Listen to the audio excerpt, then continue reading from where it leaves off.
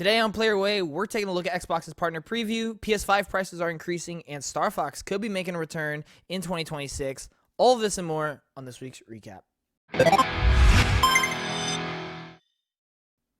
Welcome back to Player Way, your weekly video game podcast covering gaming news, reviews, and more. I'm one of your hosts, Johnnymmer here, and today we have multiple stories to cover in the world of gaming. And of course, we're going to be checking in with the Player Way crew to see what we've been playing, give you our thoughts and impressions on recent titles we've been playing. Speaking of the crew, I'm here joined with Austin, Axew today. What's good? Prater cannot be here, unfortunately, but we're both here, and we appreciate everyone tuning into this week's episode of Player Way. We love gaming, and having this platform to talk about games is truly a blessing. We want to share that love with all of you, regardless of the genres and platforms you play. And this is all made possible by you, the viewers. We appreciate all love and support. We ask, if you haven't already, please subscribe, leave a like, leave a comment section down below. Provided what video games have you been playing this week? If you want to stay more up to date, follow us on all our socials, including Instagram, X, and TikTok, as well as follow Prater, Axew, and I on Twitch. All these links are in the description. Without further ado, let's go ahead and let's get started with some housekeeping. In terms of content, both podcasts from last week are up. The Player Our Way was ranking our top 5 video game studios and publishers, and of course your Player Way, all your typical topics, news, reviews, all that. And then in terms of new videos, we have a Pragmata video up, basically just looking at the final previews, looking at some of the trailers, giving you a little bit more in-depth breakdown of just what the game and how I'm feeling about it leading up. I'm super duper hyped for games, so talking about that was really, really fun. And then as of today, as of recording this, our Pokemon Pocopia review is up, so make sure you go check that out. One of this year's biggest surprises for sure. But other than that, yeah, we're just going to go ahead and get started with tradition. What have we been playing? I'll go ahead and start because I've been playing a whole bunch of random crap. Austin and I are going to are going to imagine that we did not try this. We are going to imagine that we did not just somehow had this conversation about like 6 hours ago. And this is like not my second time about to do all this, but yeah, we had Jordan on the podcast, and it was supposed to be all three of us, but then Jordan had some like real life stuff happen, so he actually had to go, and then I had a he's okay, he's okay. Like, he's not. Yeah, he just yeah, had something happen. You know, yeah, he just had some come up, and he had to go pay attention to that. So, but yeah, so we're here. So anyway, games I've been playing, man. It's been all over the place. It's been really random. And that's okay. I honestly feel like I'm back in my prime. Like I'm just playing whatever, like every day. Like I've played a video game almost every day this week, which is really fun. And so yeah, just kicking it off. 2 Pokemon games I've been playing. Well, three Pokemon games. Bro, Pokemon is back. We're going to get into it more later, but dude, I feel like Pokemon is back, bro. Listen, I know this is weird because we did all this earlier. I think you said that exact same sentence. Yes, I know I did, but I wanted to say it. Okay? I specifically had it in mind. I'm going to say it in this podcast. Bro, Pokemon is back, bro. Like, man, I've never seen more hype and more just like momentum Pokemon has had in so long. Obviously due to Pocopia being a smash hit. Now we got Pokemon Champions that is just got a release date and that's imminent, literally within like 2 weeks.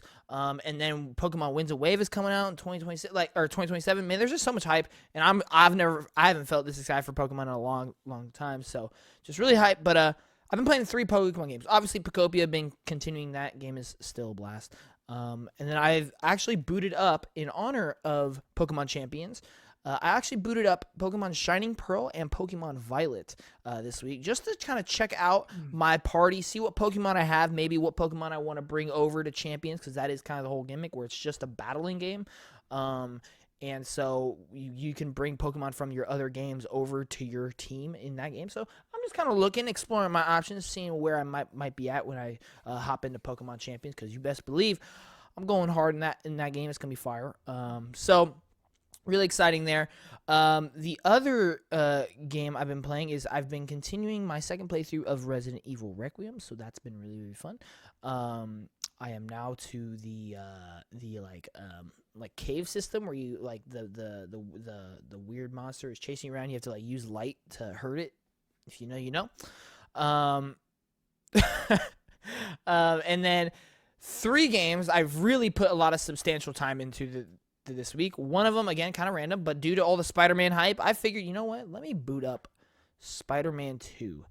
Just have some fun. I'm really just messing around. I'm just doing side content. I'm just like unlocking costumes, and I'm really just swinging around most of the time. But yeah, I've just been playing Spider-Man 2 with all the Spider-Man hype. It's been fun to get back in there. And I know I said this earlier. I'm gonna say it again. I look, you have to give Spider-Man 2 a little bit of credit. I think all the Player Way crew would agree. I know Austin hasn't finished 2018 yet, but I would think all of us would agree that Spider-Man 2 is the weakest out of the current trilogy. But the one thing I will give it is I think it is the easiest game to be like, you know what? Let me just boot up and play real quick. Like, let me just hop in. Because when you look at gameplay, when you look at visuals, when you look at the size of the map and things like that, like, there is the most to do in Spider-Man 2. So that is the go-to one, in my opinion, to be like, oh, let me just play Spider-Man real quick. Like, unless you wanted something very specific in Miles Morales or 2018, then yeah, of course you have to go there. Yeah. But if you'd want like a story that's more engaging, because I do think Miles Morales and 2018 I mean, I haven't played it, but to me, like, Spider-Man 2 has the weakest story from what I've played so far. So it's like, I feel like if you want to go back and get that story that most people really enjoy, they'll either go back to 2018. But no, I agree with you. Dude, there's just everything's in there, and the wingsuit. Come on, man. Yeah, exactly. Big shout out there. But then the two main games I want to talk about. I have finally been playing Cairn this week. And literally, earlier, so I've now put in like 3 more hours, as in earlier today and now. So I'm literally like on the final climb, pretty much.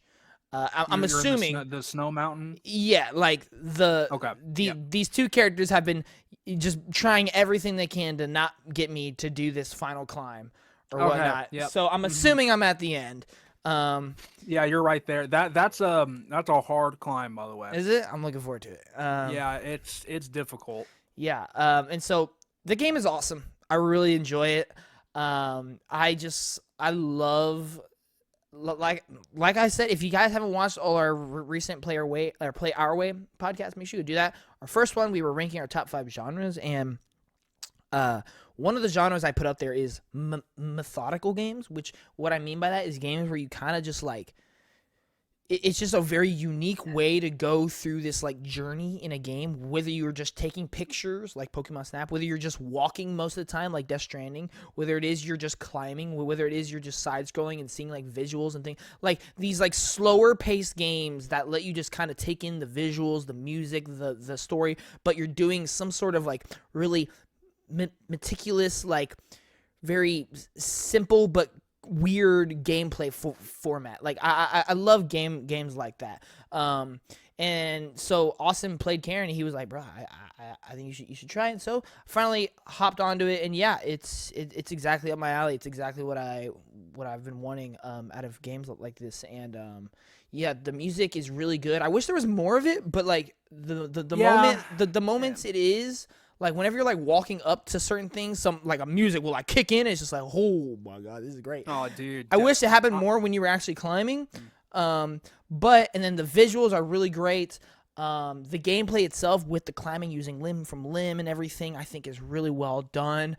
There are times where it can get a little like weird. Your knee starts like going upside down and like bending ways it probably shouldn't be, but like it's okay. You know, I've dislocated my hip like 5 times in that game, but does it matter? Not really.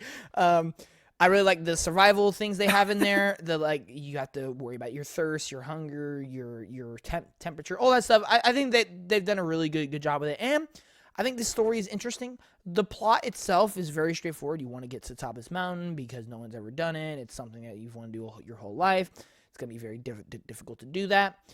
But I think what they do with a lot of side characters and like what they do during your journey up there, I think is the more interesting part. Like you will talk to people who will kind of explain things that happen. You will talk to people who tell you things that are happening back home, and there's like one scene in a sense where you're talking to some character sends you a message, basically asking like why you decided to do this climb, because they are now really upset because something back home happened while you're there. Yep. And it's just like, oh man, like I feel like I can't imagine the feeling in that moment, and then your main character's reaction to that really was well done. So yeah, the story's really well done, music's really well done, all that's really well done. It's fun. It is annoying at times for sure, but that's kind of the point of it. It's not supposed to be easy. And so yeah, I'm really enjoying Cairn. And I can't wait to see how it sticks the landing. If it sticks the landing. Man. But I'm gonna be very interested to see how you feel after the ending. Like, Okay. I'm curious to see your reaction. okay. I think you're smarter than me, so I think you'll be good. Cause I was a little confused at the ending, and then I like really thought about it, and I was like, oh, that makes sense. Yeah. Okay. So So I'm curious if you do decide to not continue the climb, if the game genuinely just ends. I would think so.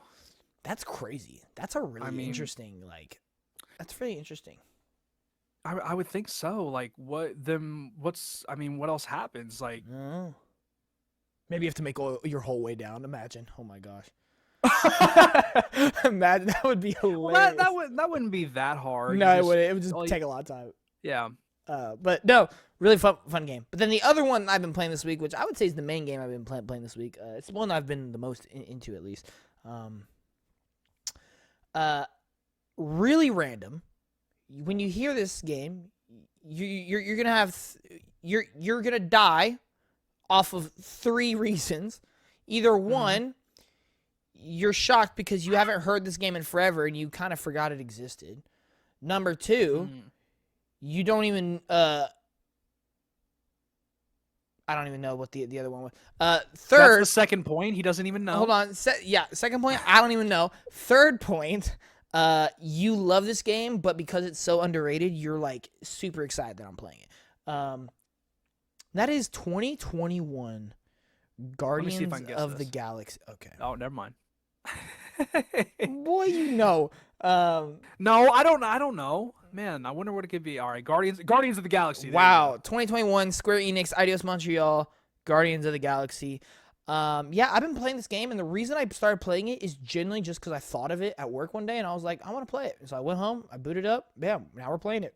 That simple. Play games, ladies and gentlemen. We're gamers. All right. So anyway, this game absolutely rocks.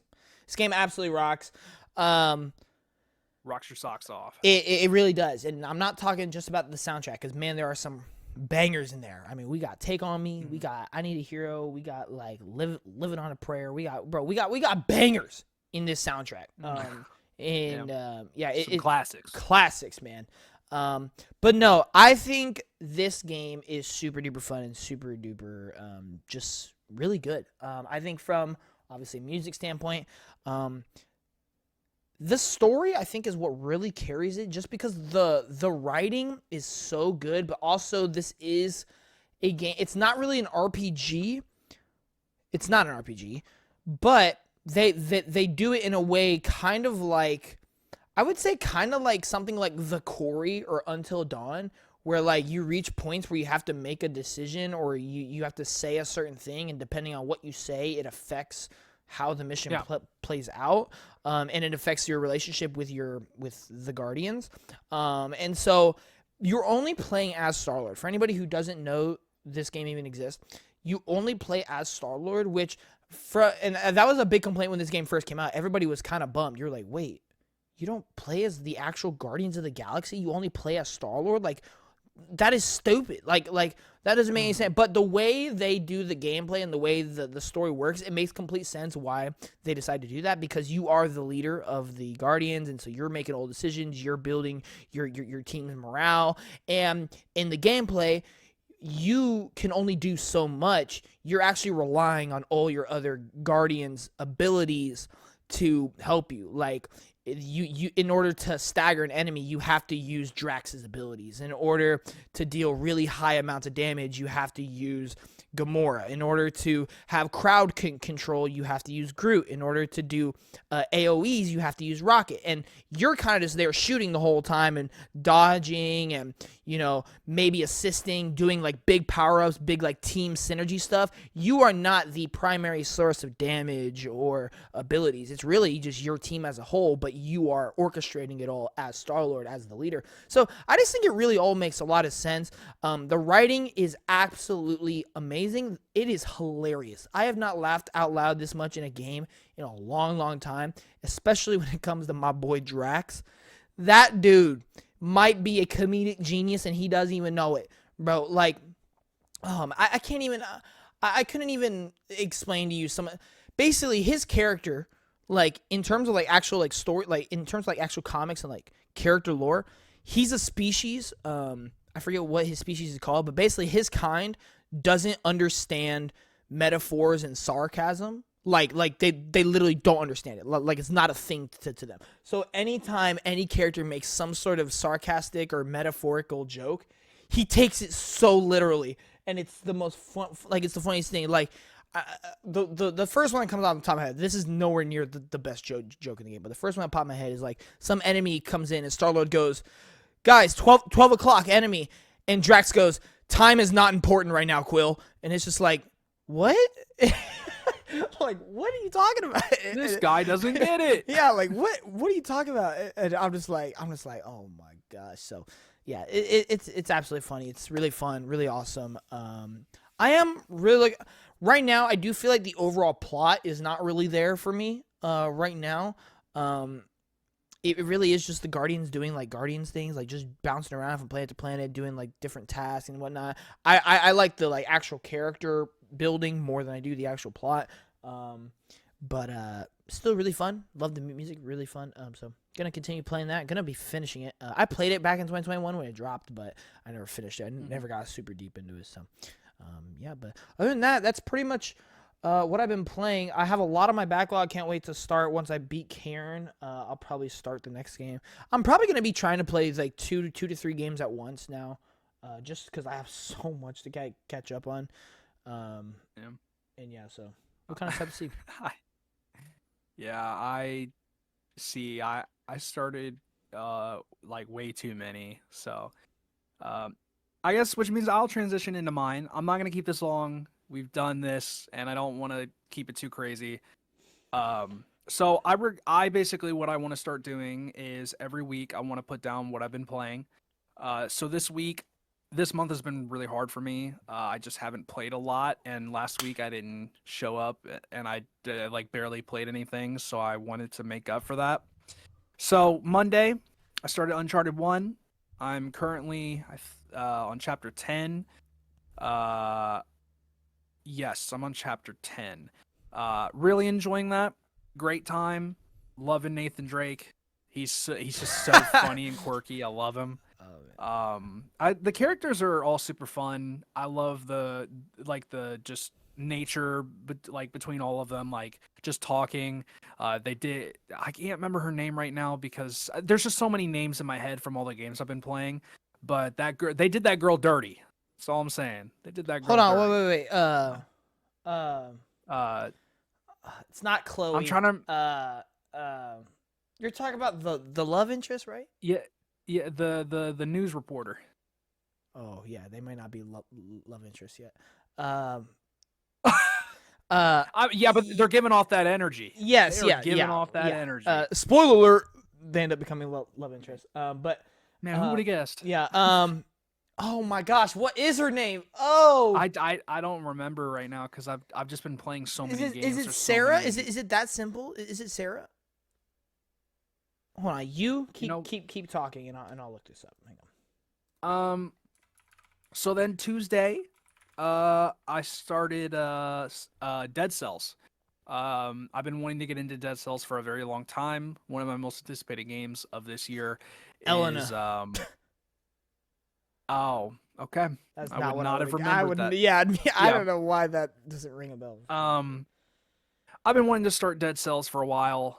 I've been on my indie grind. I've been wanting to play a lot of indie games, and also one of my most anticipated games this year, Castlevania.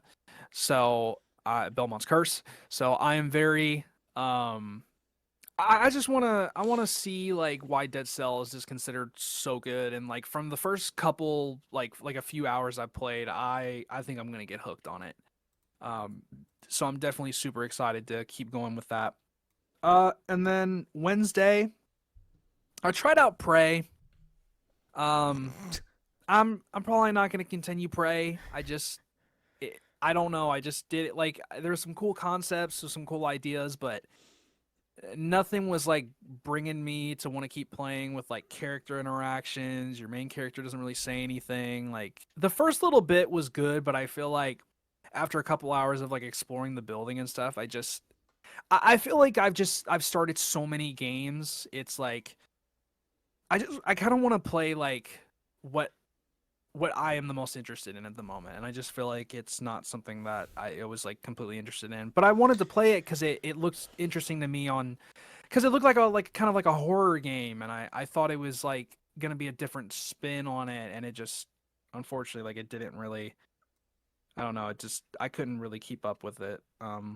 So then we moved to. I have the Sorry. I have the same opinion on Prey. I think it's really cool and I love the opening, but I just could not Mhm. I could not stick with it like at all. Yeah. Like it like started like here and I Mhm. was like, oh okay, cool. I see where this is going. Like instantly, Yeah. just like I was like, I tried figuring out where to go for like an hour straight, and I was like, Mhm. yep, I'm good. Uh, Yeah. but it is really Uh. cool. Yeah. And so then Thursday we go to Celeste. I started up Celeste. I've been meaning to play that for a friend. I mean, I wanted to play it myself, but I have a friend who loves that game, and I've been telling him I'm gonna play it for a while. So I finally did. A It's so few good. hours in that. Oh man, It's like so that's another good. game. Like I definitely can see why people consider it one of the greatest indies. I mean, I'm not.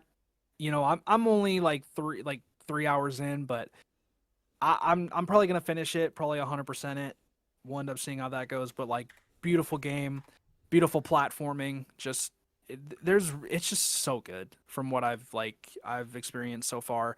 I like the main character too. The main character is kind of funny, like by the way they respond. Like there's one of the conversations you talk to like a grandma, and like some of the stuff the main character be saying had me like laughing, uh, because it's just like so ridiculous. So really For enjoying sure. that. And then Friday rolls around. I got back on my Xbox.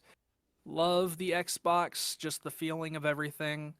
I'm honestly really upset that I got off my Xbox Series X for a while because I miss how good the feeling of just going on the menus and everything are. It just feels so smooth and everything just I love quick resume. Quick resume is one of the most like underrated features I think on just a console ever.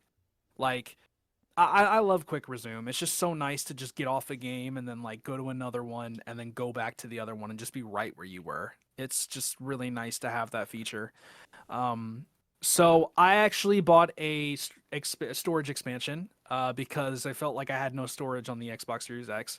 So now I got I have so much storage. So I just started downloading stuff. I downloaded like Cyberpunk, Alan Wake 2, I re-downloaded. I downloaded so many games.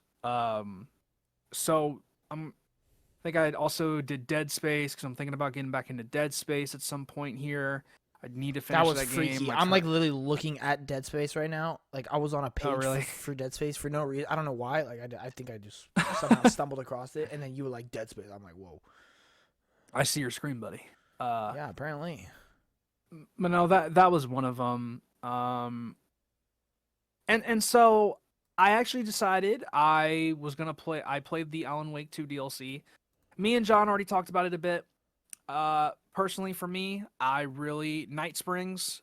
The 3 episodes. The way I would rank them is episode 1, episode 3, and then episode 2. I thought was the weakest. Just my personal opinion, but I really enjoyed them. I think they're super fun little stories that just like are in that world, and it's just like man, It's just some extra content and have fun. yeah. Fun. Although And three does I set up a lot. yeah. Three does set up. Yeah, they're introducing, Sam Lake in there, the multiverse. Multiverse. Just pulling a Doctor Strange. And then I played the Lake House, which me and John had talked about it. I missed out on an Easter egg that kind of gives some ideas and some like things that are potentially going to be seen or happen in Control 2. So I was a little let down by it just because I didn't really understand how it connected to it, but based off like me missing like a huge Easter egg that could have provided that. Oh yeah, you missed like a whole It 30-minute segment, bro. Yeah. That's tough. So kind of sucks. Like I thought it was good, but I wish I would have got that because I feel like it would have made it so much better. But I will say the um, lake house is actually scary. yeah. They did a good job. Yeah, Like, it's yeah. it's a pretty scary. It's they did a pretty good job. It's creepy, I'll tell you. So is especially episode the 2. pig. Episode 2 of Night Springs is really like those big coffee things walking around. Like those things kind of scare me. Oh yeah, the coffee. Yeah, coffee. Yes. It's so stupid. And then after that, I just decided, you know what? I haven't played Mario Kart World in forever. I literally Or haven't hopped in the touched it in sticks. so long. Well, a couple of my friends got on, so I just got on. Could not win a knockout tour, any of us, to save our life. The Japanese are literally goated at that game, but it's because they play it almost every single day. And it's no hate, kind of, because y'all need to play some different games. But golly, y'all should, like, I'm telling you, every Japanese person you see, they've at least got over 7,000 VR. Or, like, it's ridiculous. So played a few hours of that. And then today, before we started this podcast, I only got like an hour in, but I am getting back into Wolfenstein 2. So that The new has been Colossus. my week. Cool. Sweet. All right. Well, Would you like to jump into the first let's topic? let's just jump into the news because we have a lot to talk about today. So let's just get to it. Alrighty. So I'm gonna go off I just realized I feel like for these we should just go based off the biggest headline of the week. Usually I'd like to go in order, but I'll be honest, I really don't want to start with Epic laying off like 1,000 people because that sucks. So instead, let's do Xbox partner preview review. So John, Reactions on the you channel, wanna by go the way. first? Go watch it. I forgot about that in housekeeping. Go watch that. I was not there, unfortunately. The timing was just wasn't in my favor. Wasn't it? Yeah, I was at work. Yeah. You didn't miss much though. Yeah. What did you think, John? After like this, having like 2 days to think about it. To be honest, I mean it's not good. I mean it's just like now here's an interesting perspective. Mm-hmm. If I only have an Xbox, W. Yeah. Because I'm getting Dispatch, I'm getting Hades 2, I'm getting Mhm. DLC for some Xbox games. A lot of Game Pass things were announced. Sweet. For everybody else, this was an email. It was an email. I came away like really like in terms of new like games that I weren't already aware of. I came out with 2 games that I'm looking forward to, being The Eternal Life of Goldman, and I think probably my favorite one, honestly, is Forever Ago. I think that game looks really cool. I'm like I just said, I love methodical games right now. Like that's my thing. So even if it is, I'm just like walking or like just like literally it could be anything as long as it's like just gives me a good story like that. That's really it. Yeah. And so to me, that game looks like it's gonna make me cry. Crying is like my favorite thing in the world, and so I am. This guy doesn't like happiness. No, and so I'm very much looking forward to crying, and so I'm very much looking forward to that game. And Eternal Life of Goldman just reminds me of Celeste all over the dang place. And it looks really, really cool. And according to Jordan, it's on his channel. Make sure you go check that out, ladies and gentlemen. He played the demo and he said, yeah, it's really good. So, take that how you will. I'm gonna give it a rating here, and I'm just gonna be very on. I'd give it like a. I'm not like very harsh. Like it didn't like offend me, but I give it like a 5 out of 10. Like I just feel that we've gotten events that are just better that felt. And I remember I was watching Kind of Funny, and a couple of them were a little bit more harsh on it than I was, but they kind of described it how I thought is like it's not like a lot of these games were not interesting. It's just they just didn't really have the sauce. Like they didn't. There's a lot of decisions in here where I'm like, okay, why are we showing 3 games that are like 2027? I don't really understand this. Yeah. Like we're really focusing on 3 games that didn't like. If you're gonna have a 2027 release date, I feel like you have to have a really good showing. And it's like my problem is with like the Project or like whatever Alien game it was, like that just kind of looks like Alien Death any. Storm. Yeah, like it just kind of looked like any other Alien game you'd play. Like it didn't really tell us or show us why it's special compared to the rest. But the visuals, Um, Austin. But the visuals. Visuals ain't everything. Dang straight. Sometimes it is to people. Pragmata for you. When you first saw it, you were like, "Dang, I don't know what it is, but this game, the way it looks, that's enough for me." I wouldn't. No, I wouldn't say Like the visual. I just like the concept. Like I like the concept. Like big I space guess. dude. Like big spaceship comes crashing through the sky. He like puts up this big net to like stop it. I don't know. I like the visual. I mean, it's Capcom. Capcom doesn't have like the greatest visuals of all time, but I mean, they're up they there. I'd say. they cook, but no, I wouldn't Yeah. say the visuals. Um, Now, something like if I was completely unaware of like what Death Stranding and Kojima was, and I saw the trailer, oh yeah, for sure, like visuals are the thing selling that 100%. I'm also kind of with you. I walked away with like 3 games I'm interested in. Of course, number one, Stranger Than Heaven. Like it's Sega. I love Sega, and it's my favorite studio that's putting out their next game. I'm excited for that. Um, I am excited for that. I just think it looks just good. wish it should have gotten a longer trailer, and I agree with a lot of people. Is like it had a good trailer, but it just should have gone. They should have really dived deep into it, and I do Oh, think it sucks. I do think it sucks being like we're getting a good trailer that feels super fun, but we're just not going to dive into it. Like we're just come back in May. I think May. I hurts. hate Like, that. I hate when games and studios do that. It's like, hey, you're in an Well, event watching a trailer. Yeah. Tune into this other event to actually see like what the game's about. It's like, bro. Well. Not only that, but we have to wait an entire month. Yeah, I know that's rough. Like that's bad. that's another kick in the balls to me. It's like, okay, bro, like cool. Like but I've rewatched that trailer about like 20 times now because I just love Sega and RGG, so I'm super excited for it. I want to see what they're cooking. Man, so that was my number one after rewatching and stuff. The Eternal Life of Goldman was probably my number two. I think that game looks awesome. I remember we do Fantasy Critic as a league that we do for video games, and I remember Andy from Kind of Funny drafted it, and I never really like looked into it, but I could tell you now, if nobody knew what the Eternal Life of Goldman was, you definitely know what it is now. So that game looks very, very good. Very beautiful hand-drawn art style. Great like 2D platforming.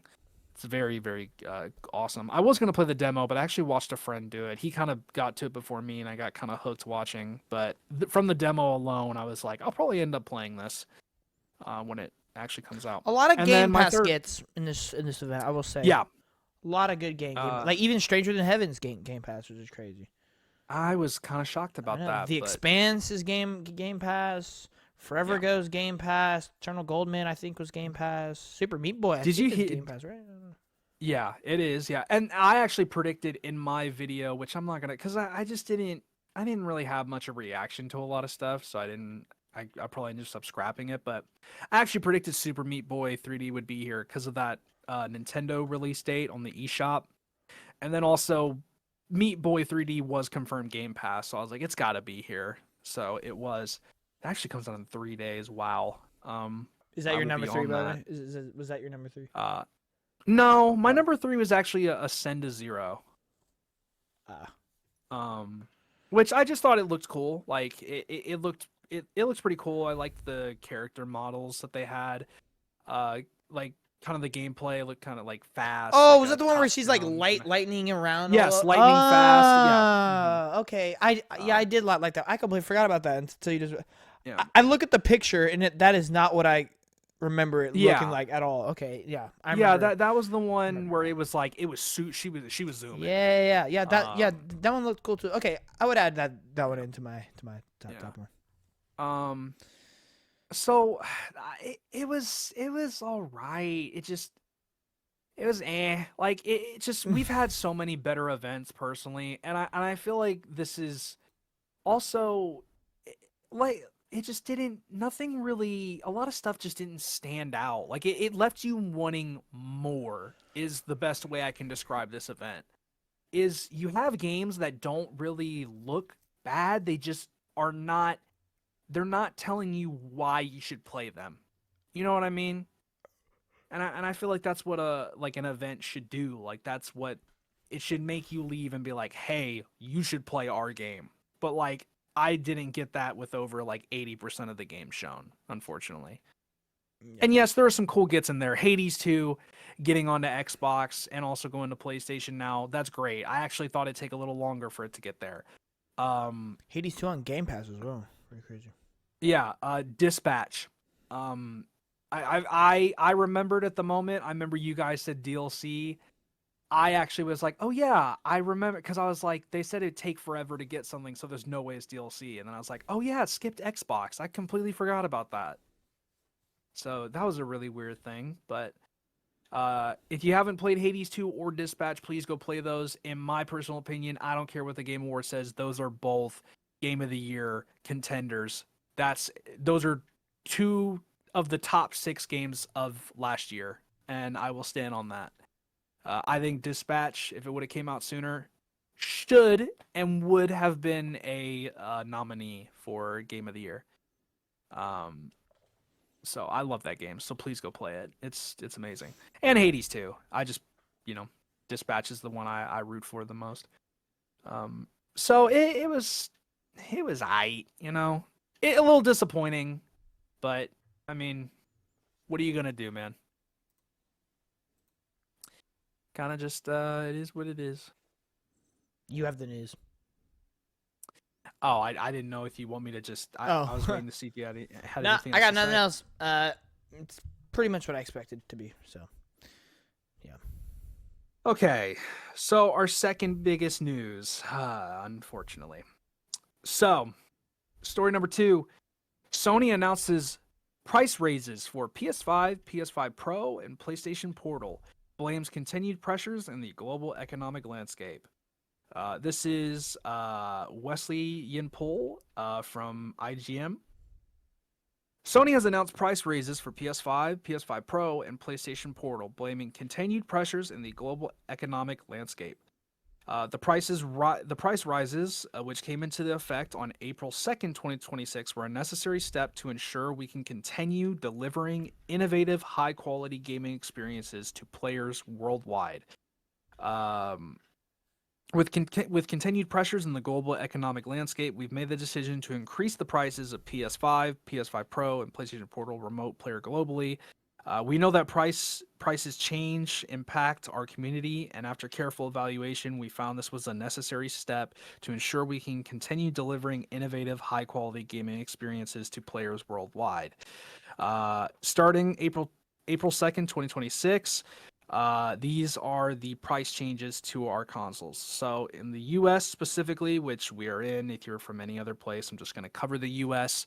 PS5 is now, instead of $550, is going to be $650. The PS5 Digital Edition is now $600. The PS5 Pro is going from $700 to $900. And I think the portal, they don't have the portal on here. The portal went up by like $50, I think. So it's now $200, I think, or I think so. Let me. No, wait. Oh, never mind. No. It's 250. It's 250 instead now. Um. So yeah, that's okay. That's that. So John, just we're in a state, man. We're in a state. This sucks. We are in Indiana. Especially because I don't know. Sony was saying they had RAM. They had enough RAM to not have to do this. So I'm wondering, did they lie? Did they overestimate? Did they, like, because they sounded like they were confident that they secured enough RAM to, like, you know, actually deal without having to raise the price. So I'm just kind of lost, Um, it's hard because I don't want to cover this too long because it's going to be a lot of the same. Like, man, it sucks where we are economically. It sucks. Everything's going up in price. It's life is getting hard, and it's scary to think that sometimes people are going to start getting outpriced in this market, like there's only so long before you outprice everyone, and this just becomes like a luxury. Like it's not something that really anyone can particularly like afford. Um, I just think it sucks too because the PlayStation 5 has like a lot of like they have Sorrows coming out, they have Wolverine coming out, and I feel like PlayStation has a lot of momentum for the console right now. Not to say they didn't before, but like in terms of their lineup that they have, I think it's great. It really sucks that everything is just getting so expensive, and it's like we're gonna see this with Nintendo and the Switch 2 as well. Um, and the PS5 Pro being $900 is like that's insane. Like that also made me think, like, how much is the Steam machine gonna be? Like, if the PS5 Pro, like, it's not going to be as expensive. The Steam machine, oh, who knows though, but it's like computer parts in it. I don't know, but like if I actually just thought about this. The PS5 Pro literally doesn't even come with a disc drive. That's $80. That's $1,000 for a PS5 Pro physical. Like that's where we are currently at right now. It's just sad. Like, I'm not even gonna complain or say it's company's fault or anything. It's a sad situation. Like because I want everyone to experience good games. I want everyone to be able to play on consoles and play exclusives that are on there. It sucks. It really does. But it's like, what can we do right now? We just kind of have to hope things can get better. So. Yep. I completely agree. I really don't have anything to say. I mean, it's unfortunate. Can't say I didn't see it coming. Wish it didn't happen. If anything, if I had to give any sort of like interesting thing to say, I actually think this makes because the whole price controversy for the next Xbox thing. I actually think this helps that in a sense because now, if a PS5 Pro costs $900, the PS6 will probably cost $1,000, and so at that point, the whole rumor of the next Xbox being at $1,000, everybody losing their minds over that, suddenly looks like normal, and so I don't know. Hey, the whole thing just sucks, but another thing that sucks on the same topic of it, might as well just transition over. This one came out of nowhere. I was not really expecting this. You can look at this from several different ways. But so I think it was Thursday. Never mind, it was Wednesday. So third news topic on the conversation of pricing. Nintendo Switch 2 game pricing, digital and physical, will be changing. Beginning in May 2026, and starting with pre-orders for Yoshi and the Mysterious Book, new Nintendo published digital titles exclusive to Nintendo Switch 2 will have an MSRP that is different from physical versions. Nintendo games offer the same experiences whether in packaged or digital form, and this change simply reflects the different cost associated with producing and distributing each format and offers players more choices in how they can buy and play Nintendo games. As always, retail partners set their own prices for physical and digital games, and pricing for each title may vary.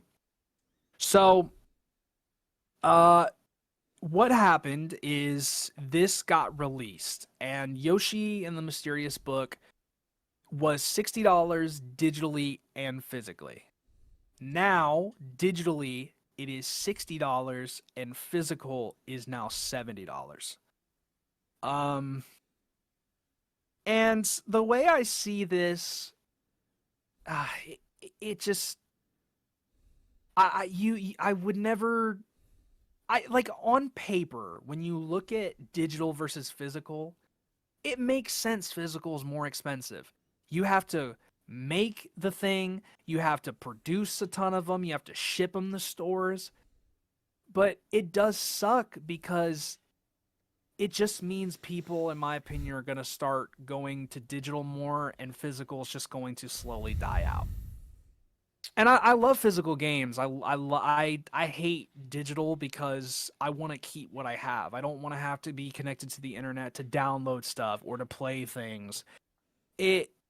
I love physical games, and I want to keep physical alive forever, but it's just so hard, I think, for people to want to go out and actually pick up stuff physically anymore because it's so easy to just sit down and order it. I'm like 50-50 on this because as a physical lover, it's scary to think that physical media may not be as prevalent as it was back then. And my one worry of Nintendo, because I think Nintendo's been quite greedy this generation. We've seen it with Mario Kart World being $80, but is there a possibility that, let's say, an Ocarina, well, I shouldn't have just instantly jumped into that. But let's say, the next mainline Mario. The next mainline Mario. Yeah, the next 3D Mario. Is that gonna be $80 digitally, $90 physical? Are they gonna pull that? And they're saying they're treating it like digital is cheaper. Well, see, so that's where my head went. Maybe I'm giving Nintendo a little bit of benefit of the doubt. My mind immediately went to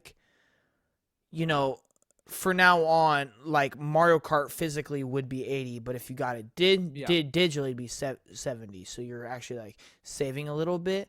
But you're right. If they wanted to go the greedy route, they would be 80 digitally and then 90 for physical. But my mind went to to help consumers out and to help us out. We're gonna spend less, which gives y'all the leeway to spend a little bit less. The only thing is we'd have to change the price for both formats. So it's so that's where my brain went to is just digital will be $10 cheaper, but that's my hope is that they never do $80 again for digital, but well, just in general, Nintendo games should not be $80. I'm sorry. I love Nintendo, but they need to... Even Xbox backtracked, which is so good because Outer Worlds 2 would have gotten absolutely it still didn't sell what they wanted. I know. Man, that would have been that's a scary thought. Yeah. So I'm hoping this isn't Nintendo about to make some very greedy decisions. I really hope not. My biggest fear is, like you said, a 3D Mario comes out, and like I said, they try to pull this $80 again. Does that mean that it's going to be 90 physically? Because at that point, it's just absolutely ridiculous. I really don't know what we're doing, and that's just pure greed. But I hope Nintendo's smart enough to realize hey, we made this one decision one time. We really wanted money. Let's just not do this again because Mario Kart World would not have sold as well, in my opinion, if they didn't pack in that bundle. Because most of the sales that were in there were from that bundle. How do you feel, John? Like I know it's because like it does make sense, but it's still like because I know you love physical games like I do, and you're like you're like you'll sometimes go digital, sometimes go physical, but how does it make you feel? Yeah, it's an interesting one because I feel like, I mean, it's been no surprise. Physical's been dying for a while. I mean, Xbox is pretty much completely given up on that. Yeah. I honestly feel like the only one that still takes it seriously is PlayStation. Like they be doing a lot of limited edition controllers. They be doing collector's editions for things. I don't really see Nintendo or Xbox doing that anymore. And then like Nintendo, yeah, they still do physical, but we got the whole game key card thing now, rather than it actually be on the thing.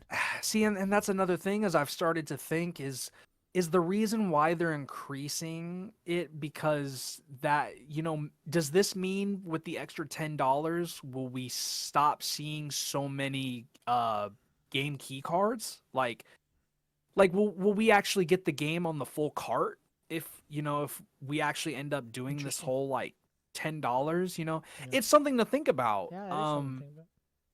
But I think it comes down to like what Nintendo does. Because my thing is if we can get these games to actually be on the full cart and not just a download digital key, then I'm actually okay with that. But my problem is I feel like they would have said something about it. I feel like they would have addressed it, which kind of worries me a little bit. But I could be wrong. That's just me assuming and, trying to theory craft what I think.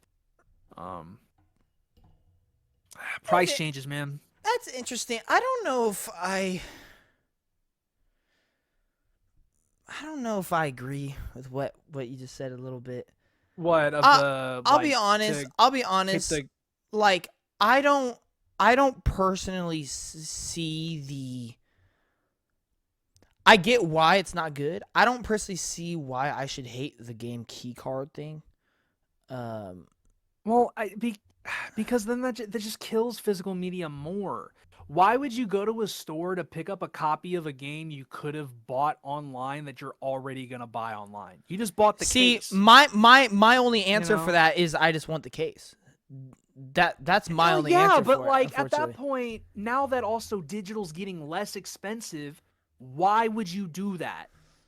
If I still want the case, that's. I mean, yeah, but like I don't know. I don't know. The reason I'm coming out of that is because I finally got a game that is a game key card on Switch. Being Pacopia. It's the first time I bought one that actually has the game key card, whatever. And I put it in. I was expecting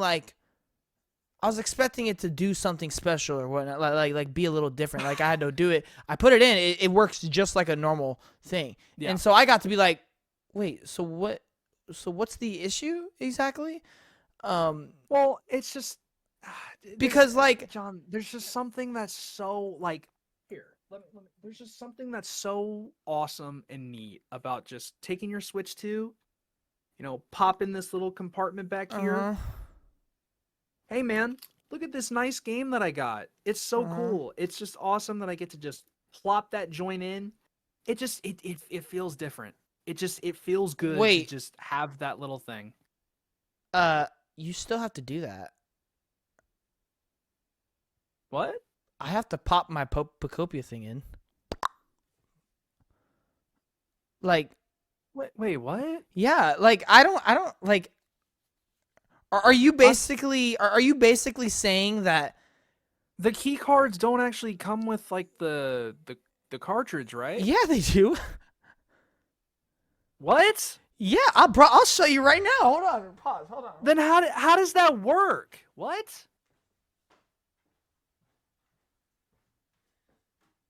What? That doesn't make. Then why would you need a digital key to? What? This is why I'm bringing it up, because now I'm confused. Because I don't understand what's so bad about it. So look, Pacopia. On the bottom, Yeah. it's not focused in, but it says game key card, right? Meaning this is a game key card. Yeah. Pacopia cartridge right here. You have to put it in and take it out just like any other cartridge. So I've never understood like why it's a big deal. So anyway, the point I'm bringing up is you said if they'd get rid of that, I'm okay spending $10 more. I don't know if I'm okay spending $10 more because I don't understand what the big deal is to begin with. The only thing that's a big deal to me is this stupid white bar on the cover. Get rid of that. I'm good. I'll pay $10 for that for sure. But so well, then what's the difference? So I don't know. Have it, but the game isn't loaded on the I think so. I think that's probably what it is. Is the actual files are not on the cartridge. This more or less just acts like once you put it in, it's like, oh yeah, you have this game, and you play it. But that's just how any other cartridge works as well. Yeah. So and so you can still, like, if you wanted to trade it in, you could trade it in still. Yeah. So yeah, Okay, I don't understand, bro. I don't know. Maybe I'm hating on these a little more than I thought. Because I thought the game, like, it doesn't even come with the cartridge. I just thought it literally came with the case, and it's like a code. No, that you literally just type in. You pop it open, it comes with the cartridge right there, and yeah. So Okay. I don't know. Like, really, to me, the only bad part is that stupid white bar on the bottom. John, I'm gonna be honest with you. You quite literally just blew my mind. I didn't know. Like, Player Way, ladies and gentlemen. Only on Player Way will you have these kind of conversations. Okay. Subscribe. Exclusive content right here. Wow. Yeah.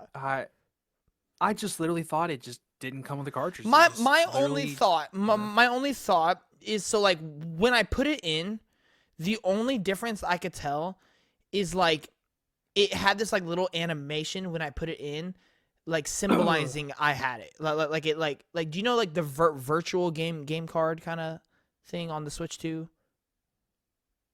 Have you used that yet? Yeah. Wait, what? Sorry. The virtual game card. Have you used that? Have you seen that animation on the Switch 2 yet? Like when you buy a digital game or something, it like it shows like there's like this animation of it like being like loaded onto your Switch 2. It plays that animation. Yeah. That's it. Yeah. And it's the same thing. You have to download it. You have to take it out. You have to put it. At least I think I have to put. Maybe hang on. Let me try something. Maybe I don't have to put it back in to play it. Maybe it's just on. In that case, that's actually pretty cool. Wait, no. That's not how it works. No. Okay. I just looked it up. The card must remain in the console to play, eliminating the convenience of swapping games digitally. Okay, so I mean, but I'm looking at I forgot Nintendo Switch does that. Access physical keys requiring a full internet download and continuous insertion to play, creating significant issues regarding storage space, long-term preservation. So is that saying you have to have an internet to play? No, to download, it says. Oh. Man, I don't know. I'm just trying to get my information right. Okay. So just to download. Okay. Okay. I guess that's not as bad. Like, I don't know. I still don't. I guess I'm finding still a reason to hate it now. Well, no, because like I still do kind of hate it because like a Pacopia. Your reason right here, this white bar. Well, that's the reason. Well, yeah, but like Pacopia, it's like, let's say that game comes out, it's a online digital key, and let's say digitally it's 60, physically it's 70. Well, it's a digital key that I'm gonna get online. You know, I have to go on there and get that, but why go to the store and get the case when I can just get it for 60, you know? Like, I'm just trying to, like, reason, like, why Nintendo would expect you to go out and do it. Like, I don't think a lot of people like us specifically, are gonna go out and look and be like, "Yo, I really want that cover art. I want that case." Like, I feel like that's just not where most people are anymore with like stuff like that. So I guess I'm just trying to reason, but I can't reason when we're in the minority, you know. So, um, I don't know. We'll see where this goes. I just hope they don't be greedy and the next 3D Mario or something is like $90 physically or whatever.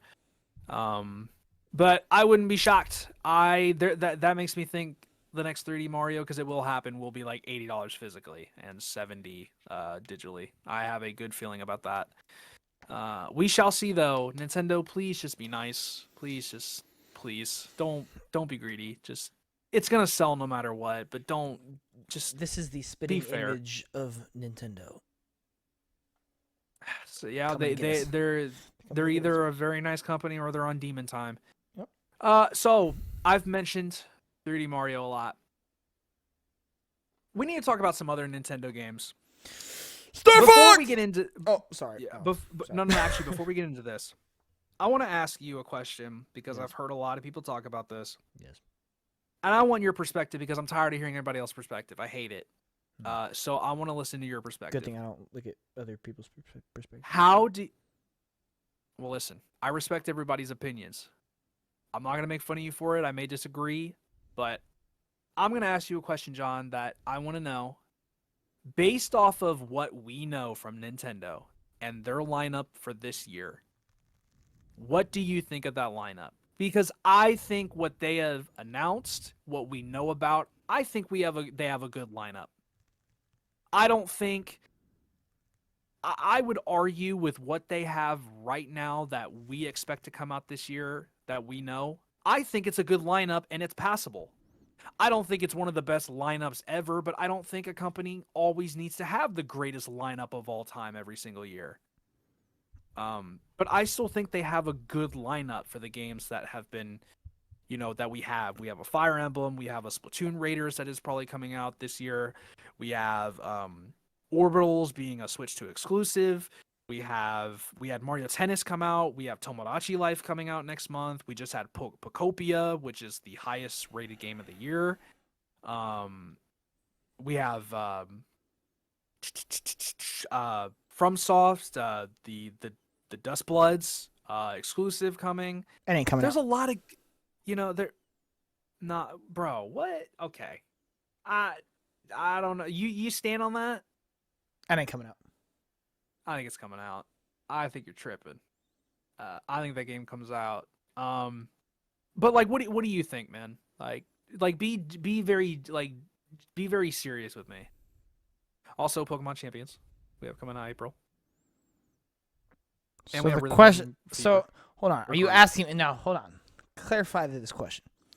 Are you asking me? Do you think the lineup we have is good? Do you think like it's a year to be interested in Nintendo's lineup? Yes. Okay. Now, if the question is, do I like it? No. But I think it is a good lineup. Unfortunately, I just don't care about Fire Emblem.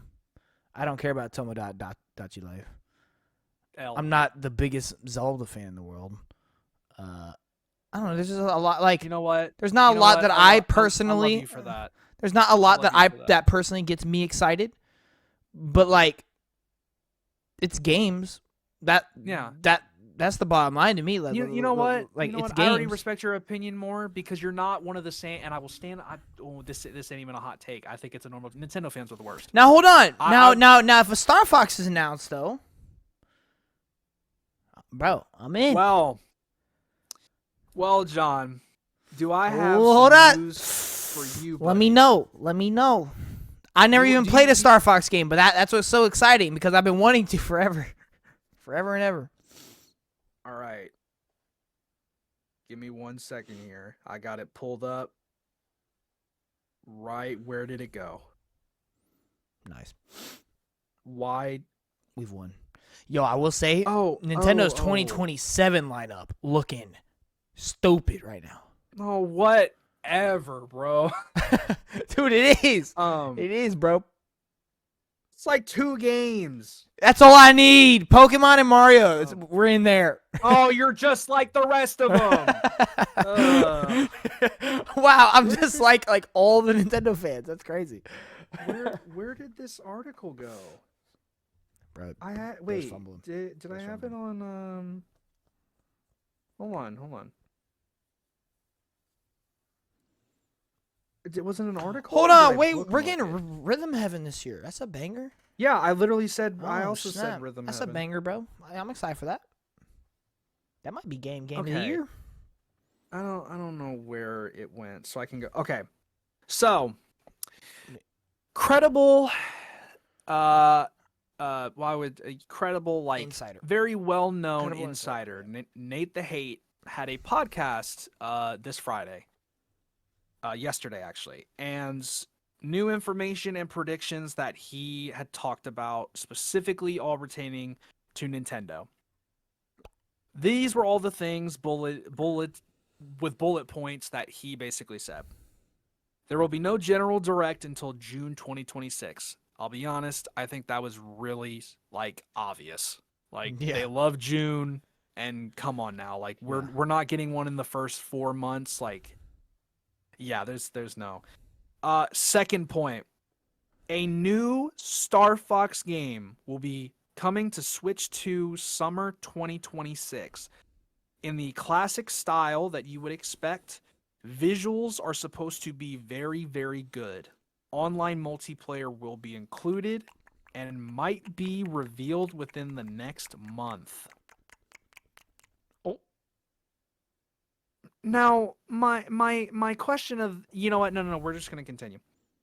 Summer 2026 bullet point, Splatoon Raiders, Fire Emblem Fortunes Weave, Rhythm Heaven Groove, and Switch Sports, unsure if it's new or a port.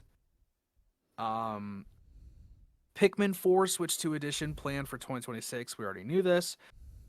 Ocarina of Time, The Legend of Zelda Ocarina of Time remake for Switch 2 coming in the second half of 2026. No 3D Mario in 2026, but is coming in 2027 instead. The Dust Bloods is coming later in 2026. So it's delayed. So that's oh my gosh. So that is a lot. This guy's coping because on Fantasy Critic he went against FromSoft Dust Bloods. He's gonna regret that, I'm telling you. So John, that's a lot of info to take in. So really thinking about this, we're gonna jump to the one that me and you are more excited for because we're not the biggest Zelda fans. I like Zelda, but I like top down Zelda. Yeah. And Wind Waker. So I think it's cool, and I feel like most outlets are going to talk about Ocarina of Time. Yes, it's the highest rated game on Metacritic. It's one of the people consider it one of the greatest games of all time. I don't want to glaze something that's already been glazed to literally the universe, like since the dawn of time, since it came out. Let's talk about Star Fox. Now, John, you know me. You know how long I've been asking for Star Fox. You know how long I've sat in the. There's probably a podcast from a couple years ago. I've told you. If there's one franchise I want them to bring back, what is the franchise I told you I want back?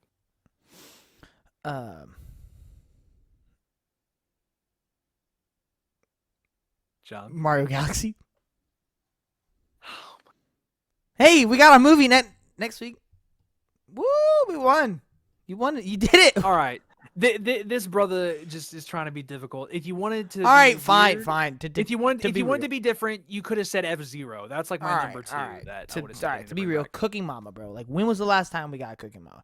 It's been a minute. It's been. You know what? Yeah, you're right. Honestly, it's been a minute, bro. It's time. Yeah. No, but in all seriousness, she needs to get back in the kitchen because we don't need her cooking around here. We need Nintendo to cook on some old IP. You said, all right. Wait, you said she needs to get back in the kitchen because we don't need her cooking around here. Yeah, we don't need her cooking food around. So why would you send her to the kitchen to cook? Yeah, she could do her get own back stuff. to the kitchen to not cook. No, don't take that out of context. Oh dear God. No, I'm not saying. No, I'm just saying what you said makes no sense. You said get back to the kitchen. We don't need you to cook. you cook in a kitchen. So why would you send her to a kitchen? We need somebody else to cook. Fox right now. So take her out the kitchen. Apparently, Fox is cook. I guess so. That's gonna age poorly, by the way. Just cut that joke out, Loki. Oh my! Cut that joke out. That came off so bad. So, Starfox. John, how are we feeling? As someone who is, I'm super excited. What is your history with Starfox? Absolutely nothing. What's your history? I've played as Fox a few times in Smash Bros. Falco's cool. Wolf is dope. I love when Fox helps out Diddy Kong in that subspace emissary like chapter. Bro, that's fire, dude. Do a barrel roll. You truly know absolutely nothing. No, that is absolutely nothing. Really funny. Have you ever thought about going back and playing? I have, but the only one that doesn't look like stale Jolly Ranchers to play is Star Fox Zero, and I've heard that's garbage. So no, Bro, haven't touched it. You should just play Star Fox 64, man. I've heard Assault is like cool. Assault's weird. Like I like it, but I can see why people didn't. I think just the time it came out was a little awkward. So let me ask a question. So I know you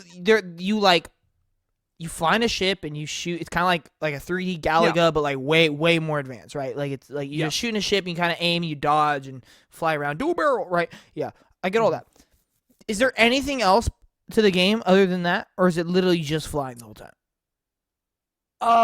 Assault is the only one that offers something different from that. So the classic Star Fox has always been just pretty much that, like your Galaga 3D in space. Interesting. Now, Assault was the one that I actually, if I were to make, if I gave Nintendo Star Fox and I was directing it, I would have made it similar to Assault, because I just don't think, like what you said, I don't think that type of game is going to be good enough to, like, really justify, like, in this day and age where we are with video games and how they are, because it's like a rail shooter is how I describe it.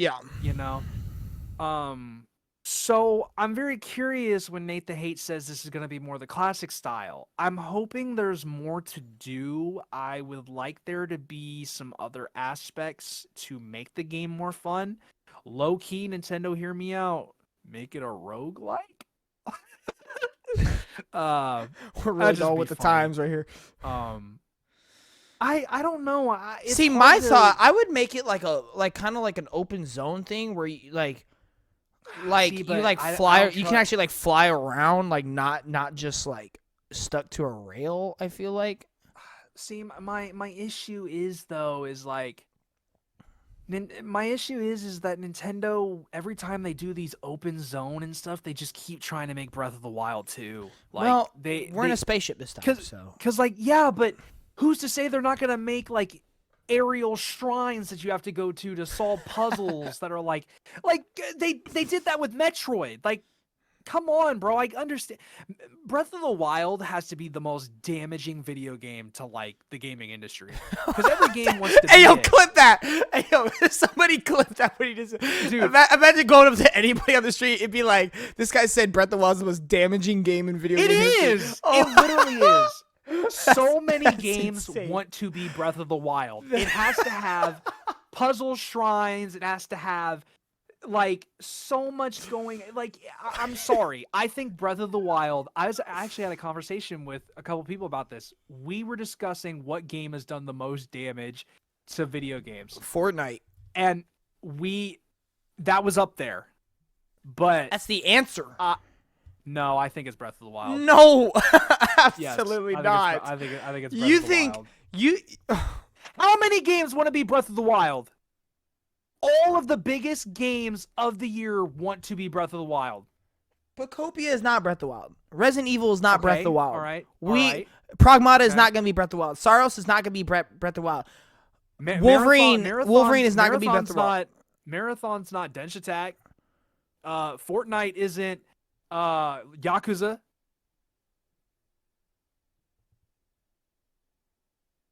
I'm just saying, most games that have become the biggest in the last bit have been like big RPGs and like these open zone, open world. And I'm sorry, I'm telling you, we would not.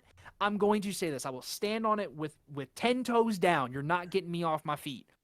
If Breath of the Wild never came out and became as big as a hit as it was, we would have never gotten as many big, popular, very good open world open world games. And that's damaging? I do, because I think we get way too many of them. I think it's kind of taken over to the point where it's like, like we're this is way too much. Like, I don't like it because I like more variety in genres and stuff. And I feel like because of that game, there is this is just my take. Like, this is a hot take, so I'm standing on it. I think Breath of the Wild has done like a lot of damage to the gaming industry. I just don't think you like open world, which I don't blame you. No, I like open world. We would have not gotten as much as we did if it wasn't for Breath of the Wild. So, outside of that, back to Starfox. Do barrel. I'm very interested to see where they go with Starfox. I'm very excited to see. I'm hoping it's, if it is real, but I honestly at this point I kind of believe it. Why did Nintendo promote Fox being in the Mario movie? Yeah. That's it's for sure happening. It's for sure. That's so weird. Why? Yeah. Like, they could have done, like, they could have like put Pikmin, because we've seen Pikmin and Rob in like the. I bet you the Olimar's in trailer. the movie, bro. I almost guarantee you Olimar's gonna be somewhere in there. There's no way they don't set up the Smash universe. I don't know how they don't. Yeah, for sure. Like, and if they don't, then I'm a low-key be upset, because how can you have so many characters that are in Smash in this movie that are not going to announce that? There is two post-credit scenes I just found out. That's interesting. I'm very curious what that's gonna be. I'm very excited. Oh, man, I really hope. I hope Nate's right. I believe he's right on that. But man, Nintendo, just keep bringing back old franchise. Please, just give things a try, please. Because I'm telling you, Star Fox, that post alone on Twitter of him in the Mario movie, 40 million views. Like, there is people that want Star Fox. Please just believe in your old IP and just try something. So I'm really hoping next Direct we get. Well, it's saying, okay. Now my real question. He said shown by next month. Yeah. Where? I think they're just gonna announce it, bro. Like I think they're just gonna do something weird. I just think they're gonna announce it. That just feels so weird, though. Why? Dude, imagine that's one of the post-credit scenes. It's just like a teaser for the game. For the game. Yeah, but like, why would you not like save it for a Direct? Like, I don't what know, I'm trying to. That's why I'm worried it's not like actually a new game. Do you think we could now? My theory. He said a general Direct. Does that mean? Could we get a mini Direct? Could be mini in April. I think it could just be a Star Fox Direct. Honestly, that just feels so weird. When is Nintendo done that? I don't know. Well, the problem is they've never had movies either, and we do now. So everything's different. Like we just don't know. I'm just trying to wrap my head around that. Like. Dude, I'm telling you, I think it's gonna be in the movie somehow. I don't think it's gonna be in the movie, but I think it's gonna revolve around the movie somehow. I'm gonna say a Nintendo Direct Mini. I think he's just no, but would he have said that? Yeah, see, that's I don't weird. think so. We haven't got a mini Direct in forever, bro. That throws me for a huge loop. I honestly think they'll just announce it on a random day. I think they'll just be like, Star Fox is back, baby, and like here's the teaser trailer. I just don't. Do you think that's a good idea? Like, I mean, the Star Fox poster, like you just said, got 40 million views. So, I mean, I guess so. Really, all it is word of mouth. Just really needs to go crazy. And If it's after the movie, like everyone and their mama is gonna go see this movie. So it's like, Yeah. you know, I don't know, man. I'm That's an curious how interesting big a thought. role Fox has in this movie because they cast Glenn Powell, bro. You don't just cast Glenn Powell if he's just gonna like pop in for a little cameo. Like, surely he's got to like help out in some fight at some point. But Well, I mean, I still can't believe people predicted that was Fox off of like his. oh, pants. dude, Like, it was for sure Fox, dude. Like, it looked Well, exactly I mean, like it. okay. I think we even talked about that in a podcast. Dude, I thought it was, but I kind of just thought I was being a little bit delusional. Like, I think it's okay to be delusional. It wasn't it's okay to be delusional. exactly easy to tell. Bro, but Austin like, has so many quotes right, in this podcast. well, I don't know, because it You've feels made a delusional. whole like, t-shirt brand off of this podcast right here. man, whatever. I'm wearing a Pikmin shirt, man. Yeah, whatever. Well, you gotta start wearing some different shirt.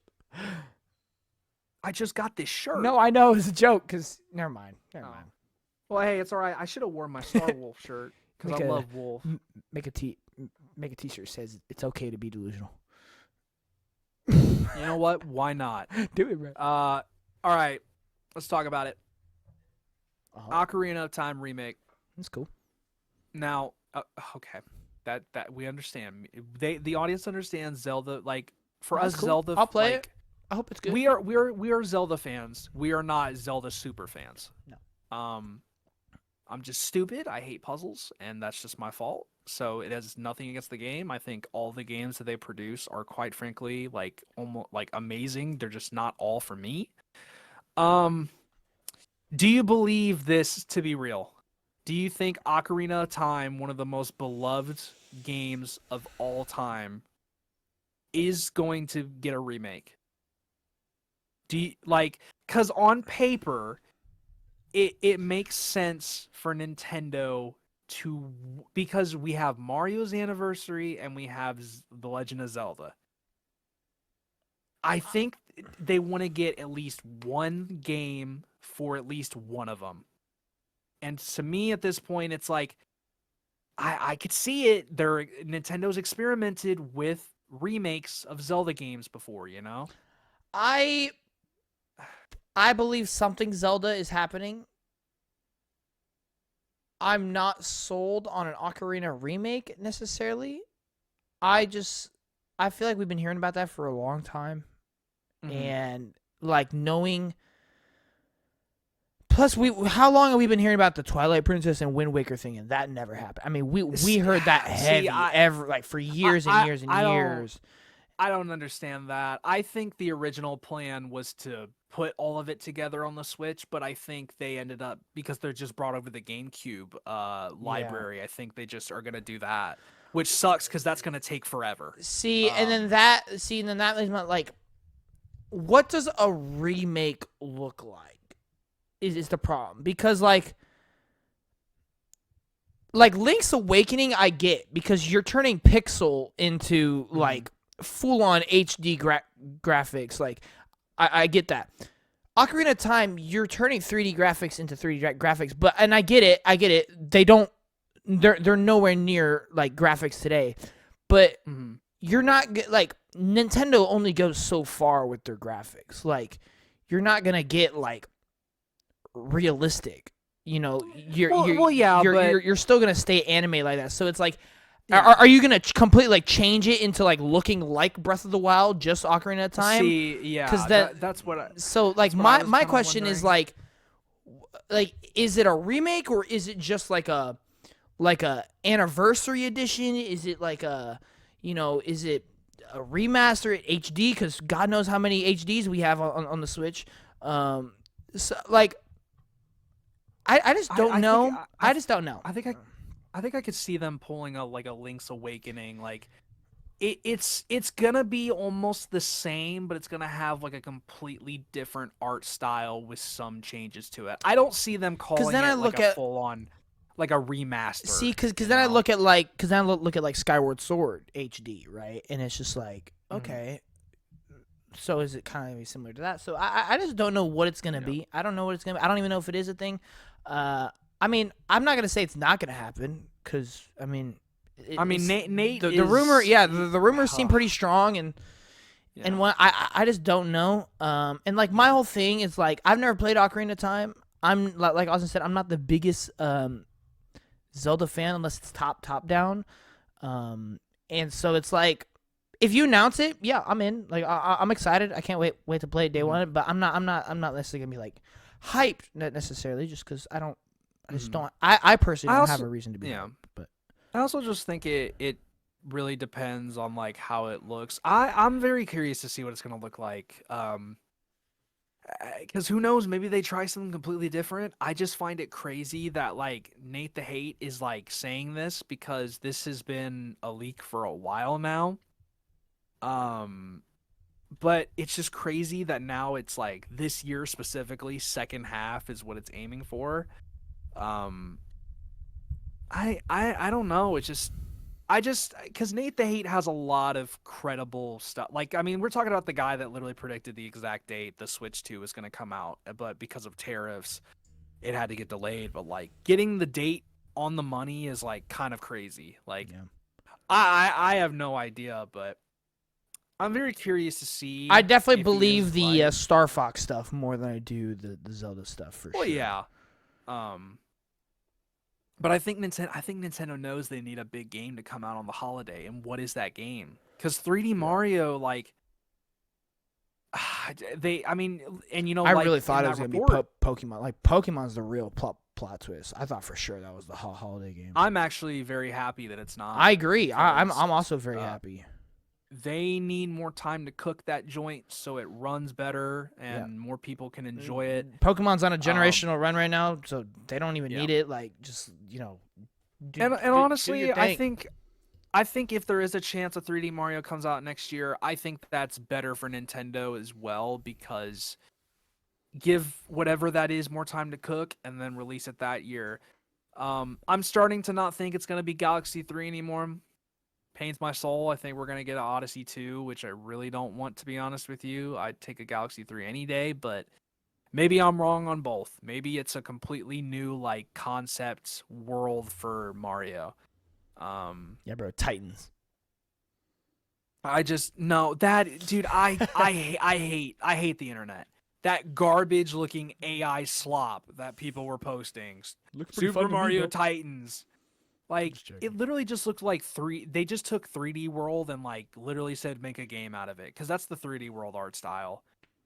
But it looks so dumb. So, I'm honestly not... I don't really mind 3D Mario being next year, which we're in due time for it. But I'm going to say if it comes out next year or this year, probably next year at this rate, if Nate is correct. I just want kind of funny. They're not going to watch this, but I want you to know... Y'all said the next 3D Mario wasn't coming out for the next, like, 3 to 4 years. If it comes out next year, y'all look really stupid. Because Nintendo has how many studios? How many divisions? We're saying the Odyssey team is the only one that can make a Mario game? Yeah, bullcrap. Who made 3D World? Bowser's Fury? Huh. Oh, wait, not the Odyssey team. So I wonder what that team's working on. I wonder what they've been working on. Huh. Sorry. Well, we're never getting invited on. No, bro. They would understand, bro. They'd understand. I'm throwing shots a little bit, but I love them. So and then great Sorrows preview, guys. Really appreciate it. It was a great one. I actually haven't seen that yet. Thank you to Andy and Roger. Great preview. I haven't seen that yet, but all I can say. It's going to be a Game of the Year contender from what it sounds like. Absolutely. I'm so hyped. I cannot, dude. Hearing all these previews and everything, I'm just itching, bro. I'm still curious, man. Do you want to go back and prepare and do like the tower? Not really. I kind of just want to, because like it's so like. Yeah, I honestly just want to get in. Sorry, bro. I just want to get in. You're just trying to get in that joint? Dude, I'm just trying to get in there, bro. Dude, I've been watching. Dude, I've been just seeing so much of the preview and everything. Like everything's just sounding like gold. Everything's just sounding like gold. See, and unfortunately, I've just kind of really thought about it. That's how your love for Saros, like you wanting to get in there right away, is like how I feel about Tomodachi Life. Now listen. I love me some Saros. Okay, that's in my top 5. I had to really look at my most anticipated, and I was like, Tomodachi Life's gonna take over my life. I love the original. I love that game. Hey, more power to you, bro. I'm picking it over Returnal personally. Hey, But like, I'm so like Returnal. Yeah, like the first Tomodachi Life, I like it more than the first. Okay. Returnal. I was like, it's weird. So I've never even heard of you talk about Tomodachi Life until because it's such because nobody plays it. Like I don't talk about it with people unless people like play it because that's not love. Understand. That's not Nobody's love. Gonna understand. That's the most fake love I've ever heard of. I'm just one. Don't try me, bro. I will. Don't try me when I have 200 hours on that game. Don't try me. All right, because I'm going to have a disgusting amount of hours on living the dream. Bro, you go and live that dream. I'll be living. I'll be living my nightmare, bro. Don't worry. Don't worry about it. Don't worry about it. A nightmare that you signed up for. A nightmare that I didn't think would ever happen. A actual follow up to Returnal, like basically Returnal 2, a game that literally changed my life, bro. Became my second favorite game of all time. Has my favorite gameplay. Like I'm literally like, oh my god, dude, I can't believe it. In 1 month, I am getting a new game with my favorite gameplay of all time, bro. Like I only get to live this stuff so many times in my life, bro. Like I'm so excited. I'm so excited. You know what? Yeah. I said the last podcast that Pragmata was my most anticipated game. That's cap. That's cap, bro. Bro, it's gotta be sorry. To be honest, it changes every week. It's between Saros, Pragmata, and Control. The problem is I love all 3 of those things for so many different reasons. It's hard to put one. You know what? Like, I think the easiest way to do this, low key, is I think this is what I've discovered is just me. I get more hype when things get closer. I think the closer we are to something, it's like shot up tremendously. But even then, we're closer to Pragmata than we are Saros. But that is true, actually. But I just don't know, like, dude, Saros. Yeah, your brain. Dude, I've been hearing the story actually cooks. I've been hearing like, I've just been hearing so much stuff. I've been hearing like the eclipse and what that does in the game. I'm just like, what? Dude. Hey man, we'll be there both. I cannot wait. You know. Yeah, I don't know. You might be living the dream, bro. I don't know, bro. No, I'll be there for Sarah. No, I'm going to try and balance myself out. I am going to try my hardest to just not lose my life to it. It's actually Tomodachi Life living the dream. It's gonna be his. It's his Pocopia, ladies and gentlemen. Yes, no, quite literally. That is like how Pocopia took over my life. Yes, like that's literally going to be my Pocopia. Yeah. And it's actually awesome because I convinced my girlfriend to play it, and that's going to be her first game that she is ever gonna purchase like day one, like on release. Does she have her on Switch? Yeah. Oh wow. Yeah. Cool. So she's gonna get it on normal Switch, and we're gonna just play together. We're both just gonna get it day one, go pick up our copies. It'll be really interesting to see how that game does. It'll be really interesting. Mm-hmm. I have no idea. See, I've heard like good previews. I don't think it's gonna be like amazing, but like it ain't gonna be like Pocopia. But it'll be every single thing that they're doing is just better. Because the whole issue with the first one is just when your Miis did not have anything left for you to solve, there was nothing to do. You literally had to turn off your console and just wait or come back and hope that they had stuff for you to do. But I think the idea of adding building to your islands is probably one of the smartest decisions they could have ever done, because there's so much room for like just to do things. Like there's so many other things you can do, and also there's so many creative ideas. Like I think the drawing is one of the smartest decisions Nintendo could have made for the game. Like drawing a dog, like you couldn't have pets. Why, you don't need to actually put in a dog or cat model. You can just draw it. Like I think it's awesome to see a game that's creative and quirky and makes you really come up with a lot of fun ways to make this kind of like Nintendo's like version of The Sims. Like I love that, and I think there's a lot of things they're doing that are better, especially now with modern times. We have, more relationships. You can be gay, you can be, I don't care what anybody says, I don't care about DI woke stuff. Who cares, bro? Let people be people. Like, let us just do what we want. We're not doing nothing wrong. There's nothing wrong with gay relationships. There's absolutely nothing wrong. Do what you want to do. Play your way. Love what you want. As long as it ain't illegal. That's all that matters. So, dude, I am so excited for that game. Like, words cannot describe. Hey, yo, Life is Strange Reunion got an 85. It doesn't have a lot of reviews, but I was not expecting that. No, that's pretty good, dude. Like, especially after Double Exposure. Yeah. I'm curious to see how, like, when the rest of the reviews come in, because there's only 3, but I guess we can go over this Reddit thing real quick, because I don't know how I feel about this, but so this was a YouTube comment screenshot was posted by a user named Malo932 on this video by Nintendo Forecast hours before Nate's podcast. The comment says it was posted 1 day ago, and Nate's podcast is 14 hours ago. At the time of writing this, Nintendo's 2026, that lines up pretty well with Nate's latest podcast. So here are the things that they said. Oh man. This plays with my Jimmys too much. I don't like it. Yeah. And that's I don't know about this one, because this is a random person. I don't know who this is. I don't know if they have any credibility. Look, I'm gonna just say it, bro. Hang on. Can I make a statement real quick? Actually, Okay, I don't sure. care if you say yes or no. I'm making a statement. No. Look, if I could choose either Nate to hate or this Reddit post to be true, I'm choosing this Reddit post hands down. Listen, Okay. I know Metroid Prime 4 was a little bit of a disappointment to me. That does not negate how much I love Metroid and how much I love Metroid Dread. Literally, peak. It's all peak, bro. It's all peak. Boo, give us F-Zero. Samus.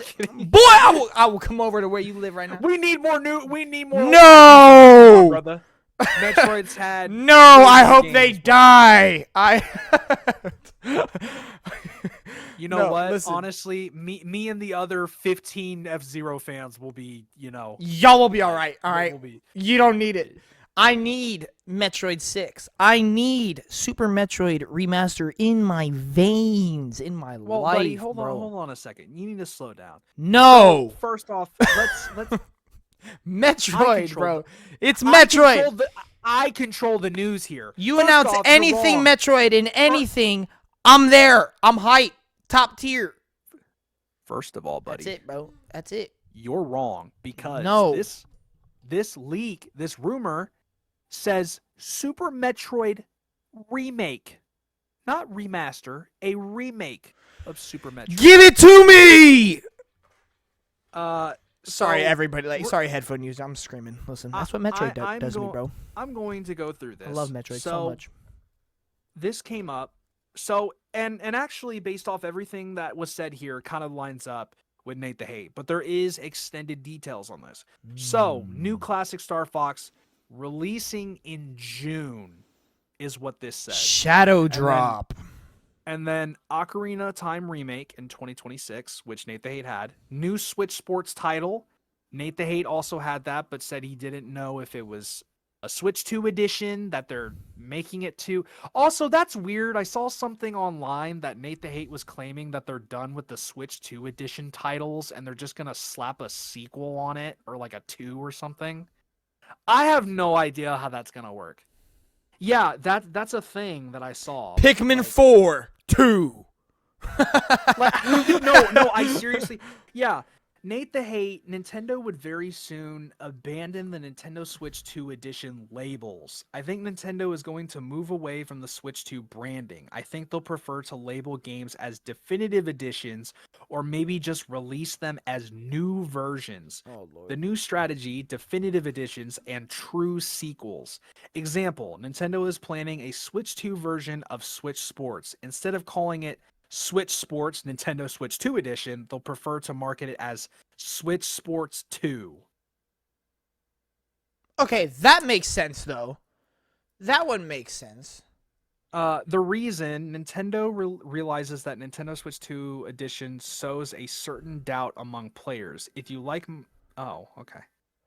The reason Nintendo realizes that Nintendo Switch 2 edition sows a certain doubt among players.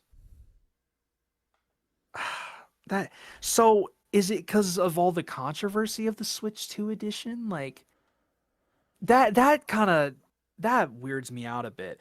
I want it gone because I hate all that stupid text that's That's on a fact. those That's covers. a fact. That is a fact. Like, we don't need all that jumbo mess. Like, put it on the back, bro. Don't put it on the front. That's a fact. All right, let's get through all this. Come on now. So yeah, so to cover the rest of it, so yeah, everything that was said there, basically, oh my god, I saw rumors of like, new Wario Land. Yes. Which that would be awesome. Oh my god. So yeah, we have, this leak is saying 2 Starfox games. New classic Starfox releasing in June, and another new Starfox game described as the Adventure one, not releasing in 2026. So is this like a Starfox Assault? I don't see 2 games. 2 games is weird. I don't know, dude. Are they gonna double down on Fox? Dude, you know what? Companies are weird like that, though, where, like, sometimes when they, like, finally come back to something, they, like, go, like, full force into it. You know what I'm starting to think this is? Do you think Star Fox, the classic online multiplayer, do you think it could be, like, Star Fox 99? No, but it has very good graphic. Like, that's weird. I don't... See, that's what that throws me off. Okay, and then on top of that, new Wario Land, possibly 2027. And the biggest thing to come out of it, in my opinion, is a Super Metroid remake, saying Let's that go! it is close. Let's go! Please! No, I'm gonna call Cap. No! I'm not. No! I'm just not. We gotta will it into existence. Because to me, it's like, why? Dear Heavenly Father, if you're listening, Lord. My only question is like, what? Why do a I mean, Dread was 2021. Yes. It's been 5 years. So do you think they were like, we can't get it out that quick? Do we do like a remake? Like, well, they had Prime also is the problem. They were working on Prime. This is gonna be the teller because Nintendo is not a company to do remakes. It is not within Nintendo to really do a lot of remakes. So I feel like that's why I questioned the remake thing. That's why I just say remaster for everything, because like when have they ever done remakes, bro? Like it just doesn't make any sense. Yeah, but they also just never say it is. But we have companies out here that say games are remasters that just aren't. Like they literally are not remasters. Yeah. I don't care what they say. Like literally the only remake I can think of is literally Link's Awakening. Like that's literally the only one I can think of. But it's like Mario RPG. Mario RPG was a remake. Yeah, like do they? This is all so much to take in. I don't have much to say because I'm very skeptical. I believe because that seems too stacked. I believe Super Metroid remake, because that I'm not saying that's actually gonna happen, but I believe if it was to happen, it would be a remake, because you're talking about pixelated there. As compared to like just sharpening HD, like you're talking about turning pixel into some. Well, according from leaks I've heard, it's still gonna be pixelated, but like I just don't know. I just don't know, man. My problem is like this just sounds too loaded of a lineup. You add a Super Metroid remake, like that lineup's becoming really loaded. Like, where are you gonna fit that in? You could fit it right into me. That's where you could do it. That's where.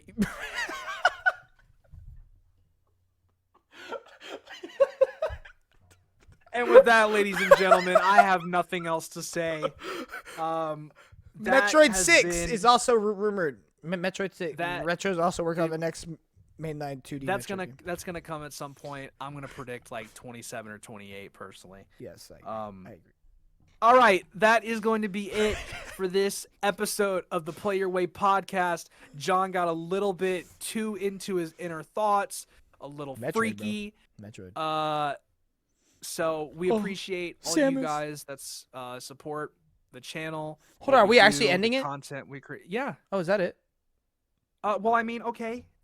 I'm confused. You're in charge of the news. I wasn't sure what all we had. I mean, so I don't think there was much in terms of like little news to talk about. That's fine. No, that's fine. We're already past the time, so it's fine.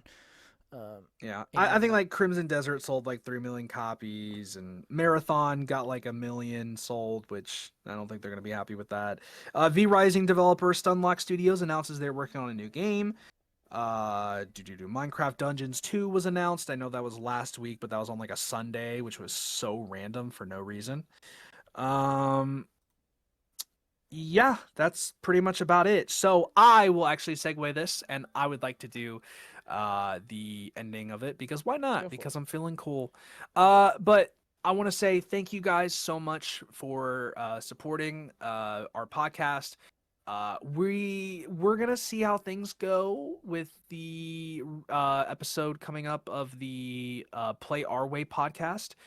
We're gonna have to see how that goes. I'm not really certain on that yet, but once again, thank you guys for watching this podcast. If you're still here, we appreciate all the love and support that we get. Please comment what you think of our takes. Please comment what you think's coming out for Nintendo this year.